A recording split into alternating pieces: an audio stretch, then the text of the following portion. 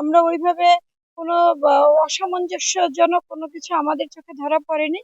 আর বাজারের সার্বিক অবস্থা বেশ ভালো। মোটামুটি যেভাবে তালিকা অনুযায়ী যেভাবে মূল্য ধরা ছিল, বাজার সেভাবেই আছে। আমার দৃষ্টিতে বাজার মোটামুটি ভালো নিয়ন্ত্রণে আছে। আমাদের অভিযান সবসময়ই সারা বছরই আমাদের অভিযান চলে। তবে রমজান উপলক্ষে স্বাভাবিকভাবেই একটু তুলনামূলকভাবে একটু বেশি অভিযান পরিচালিত হচ্ছে। মোটামুটি প্রতিদিনই আমাদের ম্যাজিস্ট্রেট সাহেবরা, আমাদের আইন শৃঙ্খলা বাহিনীর যারা সদস্য আছেন, প্রত্যেকেই প্রতিদিনই বাজারে ভ্রাম্যমাণ আদালতে পরিচালনা করছেন। ২-৩টা দোকানে মোটামুটি ১ লাখ টাকা জরিমানা করেছে। কিছু এদিক ওদিক আমরা পেয়েছি, তবে সার্বিকভাবে অবস্থা ভালো।